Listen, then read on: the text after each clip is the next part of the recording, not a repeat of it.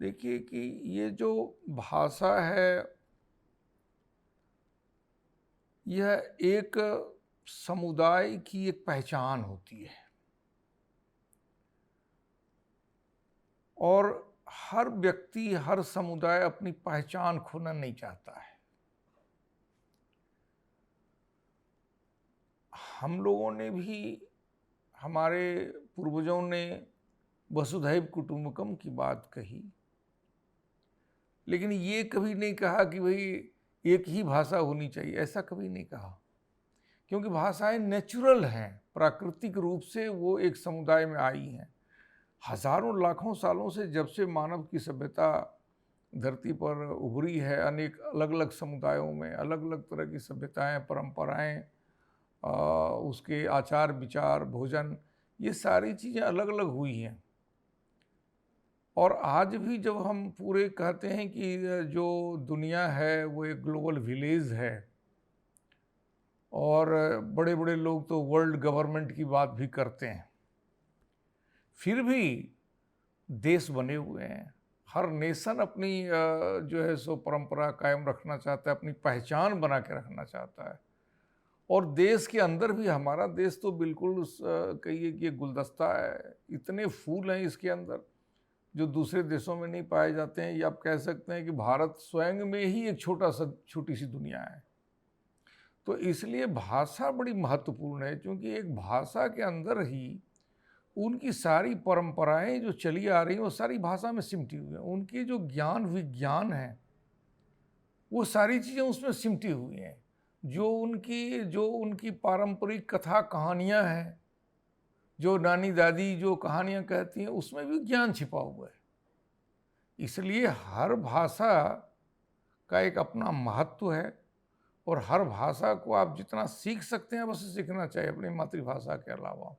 और हर दूसरी भाषा का सम्मान करना चाहिए आदमी को, बिल्कुल। और कोई भाषा अच्छी या बुरी नहीं होती। ये अलग बात है कि एक भाषा अगर राजभाषा हो जाती है तो ज़्यादा समृद्ध हो जाती है। आज की दुनिया में अगर उस भाषा में अगर ज़्यादा ज्ञान विज्ञान की पुस्तकें आ गईं तो ज़्यादा हो गया, ज़्यादा समृद्ध हो गया। और भी होता है कि अगर किसी भाषा ने दूसरी भाषाओं के शब्दों का ज़्यादा प्रयोग कर दिया तो भी भाषा समृद्ध हो जाती है। एक अंग्रेजी है जिसके जो अपने शब्द हैं वो केवल 40% हैं, 60% शब्द दुनिया से अभी विभिन्न भाषाओं से लिए गए हैं। तो इस तरह से एक भाषा दूसरे भाषा से भी समृद्ध होती है।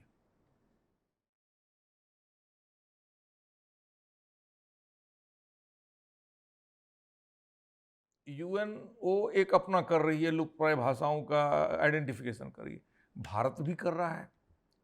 तो जो अब हमारा देश है, इसके तहत जो उच्च शिक्षा है उसको पूरी तरह जो रेगुलेटरी बॉडी है, उसकी रेगुलेटरी बॉडी है यूजीसी, और एचआरडी जो मानव संसाधन विकास मंत्रालय।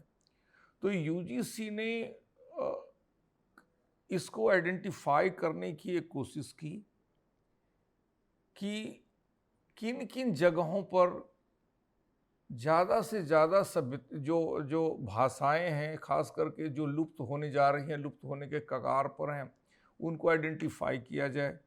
उसमें उसको एक कहें कि उन भाषाओं को सबको हम लोग एक जगह संग्रहित करें, उनमें जो ज्ञान विज्ञान है उसकी डिक्शनरी बनाए जाएं।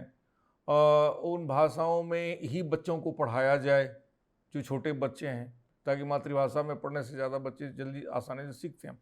तो इस तरह से यूजीसी ने 2014 में एक बैठक बुलाई थी, और उसमें हमारे जो पहले फाउंडर वाइस चांसलर थे प्रोफेसर डीटी खाटिंग साहब उसमें गए थे, या उनके प्रतिनिधि गए थे। मैं उतनी पुरानी नहीं बातें जानता हूँ, लेकिन ये जानता हूँ कि हमारे पहले वाइस चांसलर डीटी खाटिंग साहब ने इसको लाया था, और यूजीसी ने 4 विश्वविद्यालयों को ये लुप्तप्राय भाषा केंद्र देने का एक प्रोजेक्ट जो है सो ग्रांट किया था। उसमें अमरकंटक भी है, और आपका ये भी शांति निकेतन भी है। उसी तरह से सिक्किम यूनिवर्सिटी भी, सेंट्रल यूनिवर्सिटी ऑफ सिक्किम, और हमारा भी है। और इन चारों केंद्रों को अलग अलग काम दिए गए हैं। तो उसमें ये दे दिया गया था, ये ग्रांट हो गया था और इसके तहत अ, कुछ प्रक्रिया होनी थी जो प्रक्रिया हुई नहीं थी। इसलिए यह केंद्र जो है वह स्थापित नहीं हो पाया था और इसमें फंड नहीं आए थे। तो इस चीज़ की जब खटिंग साहब के जाने के बाद करीब 1.5 साल तक ये बड़ा ही विश्वविद्यालय टर्मोइल में था। उस समय कोई काम हो नहीं पाया था। जब हम आए तो हमारे समय भी एक टर्मोइल की स्थिति थी, लेकिन जैसे-जैसे ये बात हमको जैसे पता चला, ये बात मैं यूजीसी गया था, यूजीसी में हमें ये पता चला कि आपके यहाँ ऐसा-ऐसा प्रोजेक्ट है, तो अभी आप लोगों ने उसका जो है सो वो एकेडमिक काउंसिल से और एग्जीक्यूटिव काउंसिल से पास करा करके आप लोगों ने हमको प्रपोज़ल नहीं दिया है। तो पहला काम मैंने वही किया कि भई इसको पहले एकेडमिक काउंसिल्स में पास करवाया, फिर एग्जीक्यूटिव काउंसिल में पास करवा करके उनको दिया और उसके लिए हम लगे रहे। व्यक्तिगत तौर पर हम निगरानी करते रहे, यूजीसी के अधिकारियों से बात करते रहे और वो जो फंड है, वो फंड यूजीसी का जब आ गया तो हमने इसको विधिवत जो है इस केंद्र को स्थापित किया। इसमें जितने भी रिक्वायर्ड नंबर में हमको रिसर्च असिस्टेंट और रिसर्च एसोसिएट जो भी है जितने पद थे उन सब पदों पर हमने जो है सो विधिवत जो है सो कॉन्ट्रैक्ट पर नियुक्तियां की और ये केंद्र चल पड़ा। इसमें 2 बार हमने जो है सो ट्रैवल फेस्टिवल भी किया है इसमें और एक बार तो जो शेड्यूल ट्राइब, जो नेशनल शेड्यूल ट्राइब कमीशन के जो चेयरमैन हैं नंद कुमार साईं जी, उनका आगमन हुआ, उन्होंने शिरकत किया इसमें और एक बार गवर्नर मैडम जो द्रौपदी मुर्मू जी हैं, उन्होंने शिरकत की। तो ये हमारा एक व्यक्तिगत प्रयास रहा है और मैं एक ऐसे भी कुलपति का काम है, लेकिन एक हमारा जो इंटरेस्ट है कि ये सारी चीज़ें डेवलप होनी चाहिए। जिस उद्देश्य से ये झारखंड बना है, उसके तहत ये भी है कि जो झारखंड के आदिवासी हैं, जो 26% जैसी इतनी बड़ी आबादी है, तो उनके लिए भी काम किया जाना चाहिए। और यह विश्वविद्यालय झारखंड का एकमात्र केंद्रीय विश्वविद्यालय है, तो इसकी सार्थकता क्या होगी अगर हम यहाँ के लोगों के लिए काम नहीं कर सकें, तो ये फिर ये सार्थक नहीं होगा केंद्रीय विश्वविद्यालय। इस चीज़ को समझते हुए मैंने भरसक प्रयास किया और मैं आगे भी प्रयास करूँगा और मेरी ये इच्छा है कि यह जो है एक अस्थायी केंद्र हो।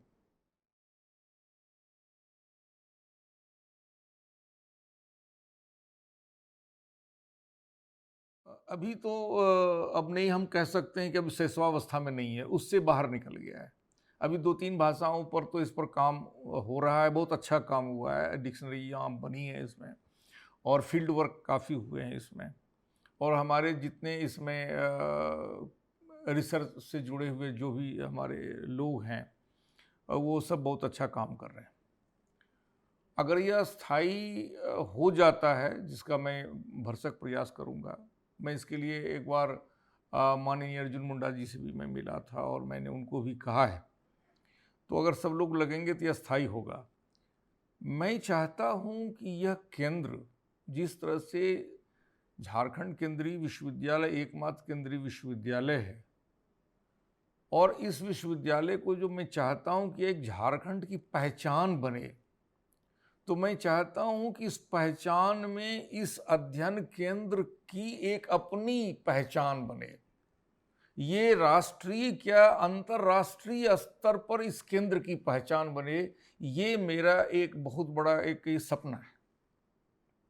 और इसके तहत केवल इतना ही अध्ययन नहीं होगा, बल्कि उन ट्राइब्स का जिनके भाषा का यहाँ हम अध्ययन कर रहे हैं, उनके लिए भी हम क्या काम कर सकते हैं, क्या सामाजिक काम कर सकते हैं, उसको हम चाहेंगे कि उस पर हम काम कर रहे हैं। उनके बच्चों के लिए क्या पढ़ाई की व्यवस्था एक केंद्रीय विश्वविद्यालय क्या कर सकता है, सोशल रिस्पॉन्सिबिलिटी के तहत क्या कर सकता है, क्या हम उनके विकास के लिए कोई कहें कि सोसाइटी बना सकते हैं? क्या उसके लिए हम मान लीजिए कि कोई, जैसे कि हम यहाँ एक बच्चों के लिए एक बच्चों के लिए हमारे यहाँ एक पढ़ाई का है, गांव के बच्चे पढ़ रहे हैं, तो क्या इन इन सारे जो ट्राइबल्स के बच्चे हैं, क्या उनको हम पढ़ाने की व्यवस्था कर सकते हैं? ऐसे सेंट्रल यूनिवर्सिटी जितने भी हैं उनको ये कहा जाता है, उनसे मांग भी की जाती है कि भाई आप एक बच्चों को पढ़ाने के लिए एक सेंट्रल स्कूल खोलें। कल ये हो सकता है कि यह विश्वविद्यालय आगे इतना बड़ा हो जाए कि यहाँ एक सेंट्रल स्कूल खुले, और अगर सेंट्रल स्कूल खुलता है तो फिर इन बच्चों को कैसे हम प्राथमिकता नहीं देंगे? तो ये हमारा एक बड़ा लक्ष्य है। आप लक्ष्य कहें, मेरी इच्छा भी है, मेरी कामना है। और सोशल वेलफेयर के, जैसे कि हमारे सरकार भी बहुत सारी स्कीम्स देती है, बहुत सारी स्कीम यूएनओ देती है, तो उन सब स्कीम्स को इन ट्राइब्स के लिए हम लोग विशेषकर यूज कर सकते हैं, उसको बना सकते हैं। जो सोशल डेवलपमेंट का कोर्स चलता है, उस कोर्स में हम इसको शामिल कर सकते हैं। तो ऐसी बहुत सारी चीज़ें हैं जिसका कि हमें ध्यान है, और मैं सोचता हूँ कि आगे आने वाले जो सक्सेसर हमारे होंगे वो भी इसको बढ़ाएंगे।